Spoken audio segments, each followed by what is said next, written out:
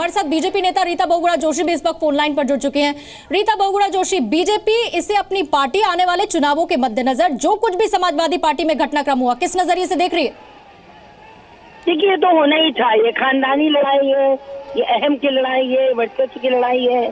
खानदान में, घर में मुलायम सिंह जी के पास कौन होगा, किसके हाथ में बागडोर रहेगी, ये उसके लिए लड़ाई है।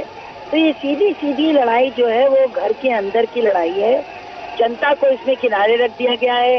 उनके सुख दुख की परवाह नहीं है, उत्तर प्रदेश के हालातों पे नजर नहीं है, कोई मैनिफेस्टो चुनाव के लिए नहीं है सिवाय इसके कि तू बड़ा कि मैं बड़ा। तो ये बड़ा उस पार्टी का तो ये विनाश होना ही था एक दिन। तो भारतीय जनता पार्टी तो इसलिए भी दूसरों के मामलों में बोलती नहीं है, पर हम खुश इसलिए हैं कि इनका पर्दाफाश हो गया। ये हमेशा कहते थे हम जनता के लिए, सत्ता के लिए तो नहीं है। रीता बहुगुणा जोशी, क्या खुशी का विषय ये भी है कि अगर समाजवादी पार्टी ने जनता को किनारे रख दिया है तो बीजेपी अब जनता को साथ ले लेगी? निश्चित रूप से जनता तो मोदी जी के नाम पर पूरी तरह से है ही है बीजेपी के साथ। क्योंकि आप देखिए, नोटबंदी में कितना कष्ट लोगों ने उठाया, उसके बाद भी उनकी आस्था भाजपा में और मोदी जी में है।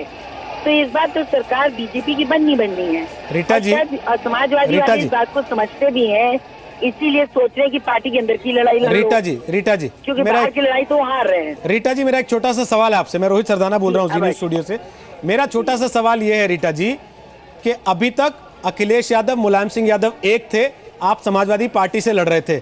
अब आपको ना सिर्फ कांग्रेस से, ना सिर्फ बीएसपी से, बल्कि 2 समाजवादी पार्टियों से लड़ना पड़ेगा। तो आप जिस लड़ाई को आसान देख रहे हैं वो मुश्किल भी तो हो सकती है। देखिए, आपने गलत बोला।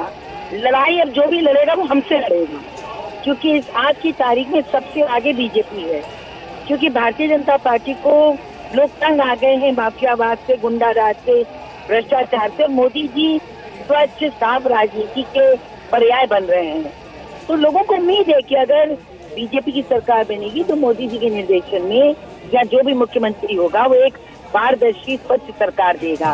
तो जो लड़ेगा वो हमसे लड़ेगा, और जितना बिखराव विपक्ष के वोटों में है उतना फायदा भारतीय जनता पार्टी का है।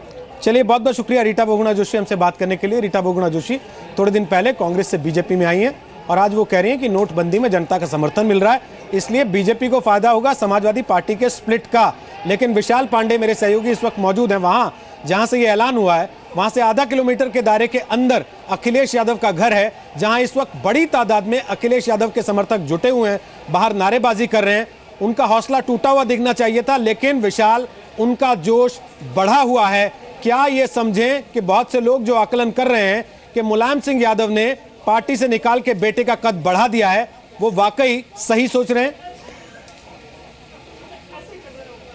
बिल्कुल रोहित जी, इसे एक तरीके से ये कहा जा सकता है कि जिस तरीके से अखिलेश यादव ने पिछले 6 महीने के अंदर अपने आप को उत्तर प्रदेश में इस तरह से स्थापित करने की कोशिश की कि वो 1 मैन आर्मी है, ना कि 4-5 जो मुख्यमंत्री की कहावत चली आ रही थी वो उस कहावत को चरितार्थ कर रहे हैं। ऐसा उन्होंने इस चीज़ को हटाना चाहा और 1 मैन आर्मी के तौर पर वो आगे आए, जिसका उन्हें कई खामियाजा भुगतना पड़ा। पहले उनको प्रदेश अध्यक्ष पद से हटाया गया, उसके बाद उनके करीबियों को पार्टी से बाहर किया गया और आज उन्हें ही पार्टी से बाहर कर दिया गया है। और आज की तारीख में अखिलेश यादव समाजवादी पार्टी में नहीं है। लेकिन मैं यहाँ पर जी न्यूज़ के दर्शकों को कुछ खबर बता देना चाहता हूँ जो अखिलेश यादव ने तैयारी कर रखी है आगे के लिए। अखिलेश यादव पिछले 1 हफ्ते से एक चीज पर होमवर्क कर रहे थे, वो था राष्ट्रीय अधिवेशन के सदस्यों से बातचीत करना।